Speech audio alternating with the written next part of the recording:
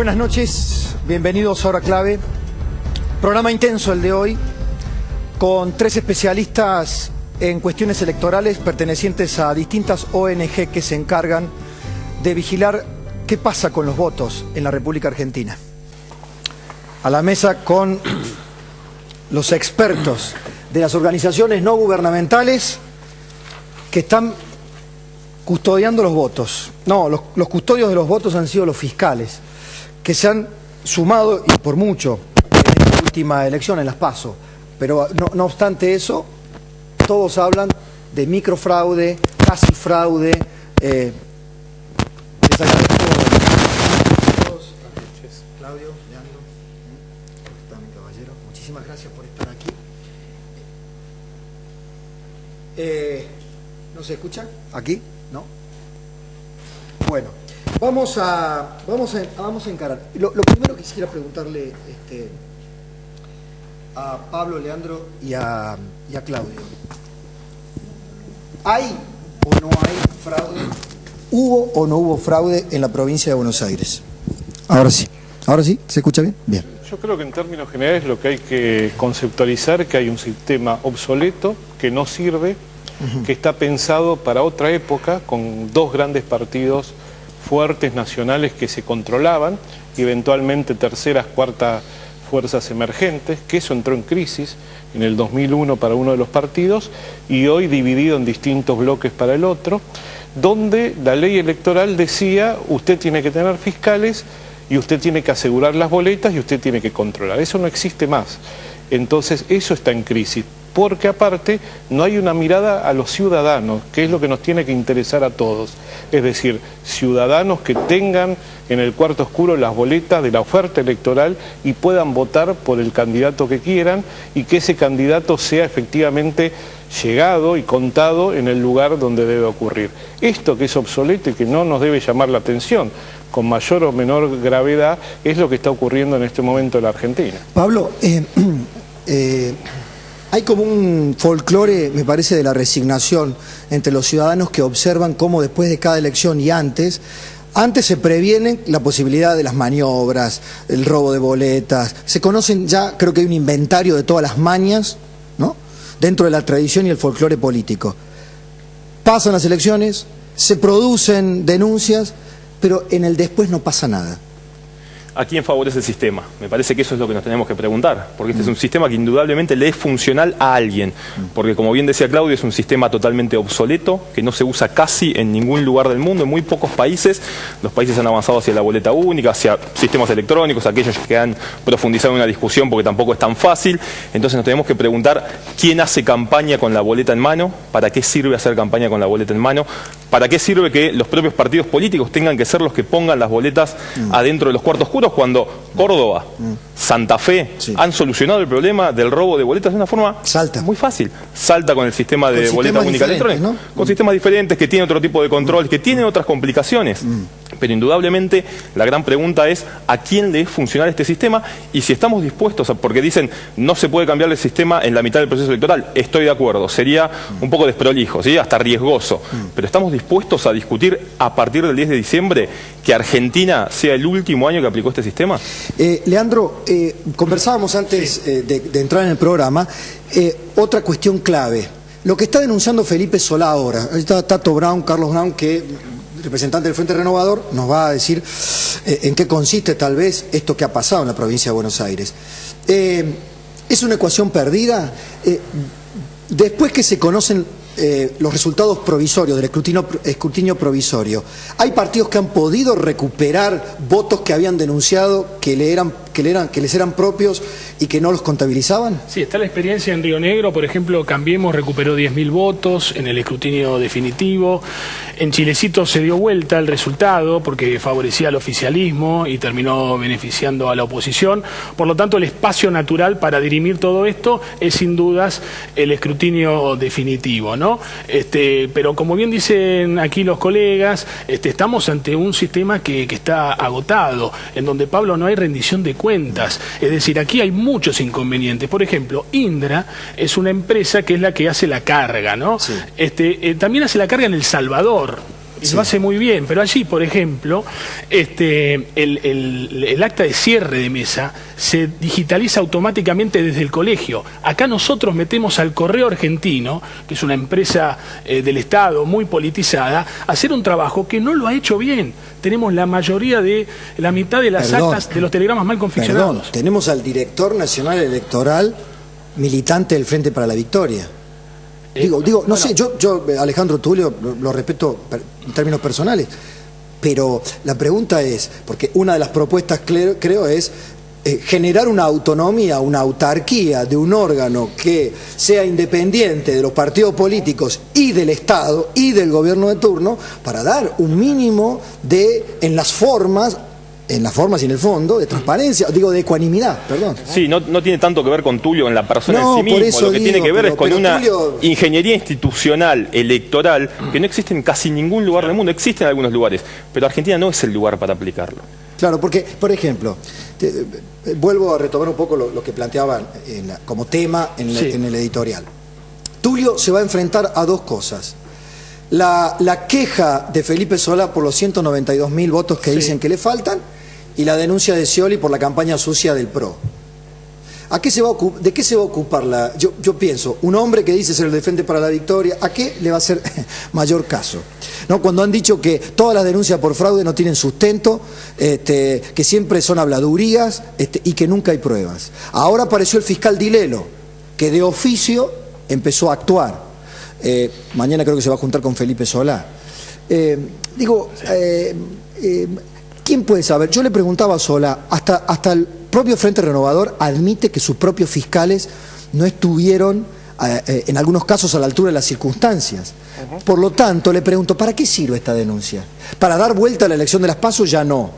¿Para qué sirve, las cuentas posteriores? Ya con este sistema, hasta que no tengamos otro, todo el deber ser y el futuro, que sería maravilloso no tener este sistema, quedará para otra discusión. Yo creo que hay algunas cuestiones ahí que tienen que ver con un cambio real, como vos bien decías, respecto a una justicia electoral y un organismo independiente, profesionalizado, que pueda desarrollar esta cuestión y sacarlo de cualquier poder ejecutivo, en particular que le ha tocado, pero de cualquier poder ejecutivo. Desde ese punto de vista, quien se encarga del recuento definitivo, que es el que vale, es la justicia electoral. Este es el primer punto que tenemos que determinarlo. Por eso es importante todo el proceso de fiscales electorales que vayan con su planilla, que controlen. También debemos decir que hoy están los telegramas al acceso de todos, porque es algo novedoso, por internet y demás. Uno puede acceder, puede comparar en tiempo real, puede mandar un WhatsApp, puede hacer todo un mecanismo de control que es fundamental que esta situación se pueda dar. ¿Qué han visto ustedes, que son los expertos? Ustedes recabaron, nosotros hablábamos el mismo día de la elección, recabaron denuncias. Lo que se ha visibilizado a través de las redes sociales fueron muchas fotos de telegramas en donde había cosas desopilantes. Por ejemplo, que Scioli tenía más votos que electores tenía la mesa, por ejemplo, o que había el candidato oficialista tenía todos los votos y todo el resto tenía 0. 100%. Sí, está claro que el Estado llega, pero no controla. Hay algunas zonas electorales de la provincia de Buenos Aires o de nuestro país en donde el Estado llega, pone la urna, pero no lo controla. Y esto realmente es grave. Y vuelvo a repetir, tiene que haber rendición de cuentas, Pablo, porque nosotros sabemos quiénes son las personas que estuvieron al frente de una mesa como autoridad de mesa. ¿Rendición de cuentas? Rendición de cuentas. La Cámara Nacional Electoral, por ejemplo, designa a las autoridades de mesa. Nosotros ahora sabemos cuáles son las actas de cierre en donde listas competitivas tienen 0 votos y a su vez tienen la firma de la autoridad de mesa. Queremos saber qué pasó con esa autoridad de mesa. Que rinda cuento a la autoridad de mesa. Es decir, ¿quién designa esas autoridades de mesa? De las primarias a las generales, la autoridad electoral tiene que hacer un examen exhaustivo de lo que ha pasado en esa elección. ¿Y se hace esto? No se hace. Yo no lo veo. Es más obvio que convoca. Me parece que hay que tener claro que nuestro sistema está basado en el día de votación, en la mesa de votación. Y una vez que se sale de ese ámbito, es imposible cambiarlo. Por más que hay algunos casos, como bien decía Leonardo, si los fiscales no controlan con este sistema, con la boleta electrónica o con la boleta única, no hay salida. Se transforma en cosa juzgada. Sí, una vez que se confecciona el acta, salvo que un fiscal tenga un acta que da diferente al acta que llega al tribunal, ya no hay hay solución. Entonces, lo importante con este sistema y con cualquier otro es que los partidos políticos tengan fiscales partidarios controlando a muerte cada uno de los votos. No hay otra forma, y mucho menos en este país, que una vez que se hace la ley, se hace la trampa. Bueno, agregaría eso, fiscales que controlen a muerte si han sido preparados para tal fin. Y autoridad de mesa capacitada. Claro, porque vos podés tener un fiscal ahí con un atrincherado como Rambo para cuidar los votos, pero si no sabés cómo hacer, nos enteramos de que había capacitación de fiscales esa misma mañana, capacitación de fiscales de 2 horas, ¿no es cierto? Claro. Sí, nosotros como red trabajamos varios aspectos. Uno es ciudadanos voluntarios que se capacitan, tenemos distintos sistemas de capacitación en la red Ser Fiscal, y luego eligen partidos para poder trabajar en ellos, porque quien designa a un fiscal son los partidos políticos. Ahora estos ciudadanos trabajan para controlar el conjunto de la elección. Y es importante no solo el saber qué hace un fiscal, sino tener la cuestión espiritual de que ese ciudadano está controlando como fiscal al conjunto de la votación. Nosotros tuvimos sobre las más de 3.000 y pico de denuncias del día de la votación, el 75% fueron por robo de boleta. Estamos trabajando ese tema, nosotros pensamos, tenemos un matiz con Pablo, pensamos que se puede hacer alguna cuestión para este 25 de octubre, estamos trabajando con nuestros legales. Voy a hacer una pregunta absolutamente ingenua. ¿Hay alguna autoridad de mesa que haya pagado o que haya, digamos, porque es una carga pública, pero también el delito electoral está contemplado? Así como no hay penas para los que no votan, tenemos voto obligatorio sin penas. Todavía hay el folclore de mi abuela, de mi tía, de mi mamá, que me dicen, y si no voy a votar y no me van a dejar después hacer...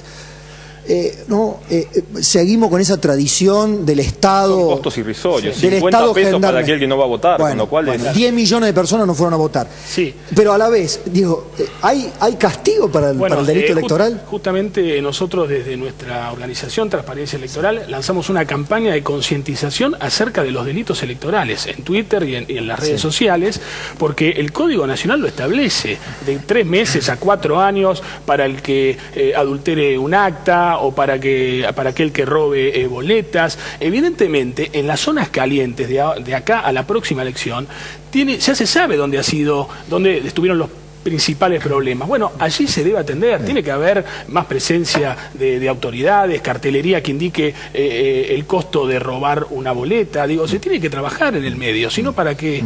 Bueno, no, la respuesta es no, no a tu pregunta. No hay. Es simple, no hay.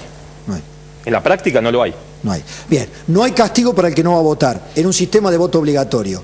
No hay castigo para el delito electoral, que está contemplado, que se denuncia que se cometen, pero nunca se encuentra al responsable. Es un poco, ¿no?, un autoengaño de los tantos que tenemos los argentinos. 30 segundos, mirando el 25 de octubre, siendo pragmáticos, prácticos.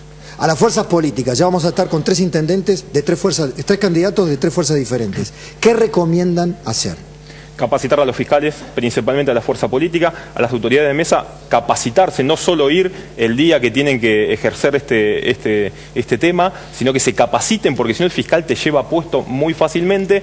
Y finalmente al ciudadano que sea responsable, que tenga paciencia, que no se queje en la cola, que respete y que no sea impaciente a la hora de esperar los resultados, porque es difícil llevar adelante esa tarea. A los ciudadanos que asuman su responsabilidad cívica, un día o 2 días, donen su tiempo para ser fiscales electorales, porque la verdad que los partidos políticos no llegan a tener fiscales, que se queden hasta el final de la votación, que los ciudadanos vayan temprano a votar, que no dejen hasta último momento y que lleven la boleta en la cartera de la dama y el bolsillo del caballero. Instar a las autoridades electorales a que trabajen ese instante tan peligroso entre el acta de cierre de mesa y la presencia del correo argentino a la hora de llenar el telegrama que después se va a digitalizar. Me parece que ahí hay que trabajar mucho. Gracias a los 3, Poder Ciudadano, Transparencia Electoral y la red Ser Fiscal, ¿no? 3 organizaciones no gubernamentales que lo están invitando a hacer, ya sé que se nos exige demasiado, pero un esfuercito más y después cambiar el sistema electoral, ¿eh?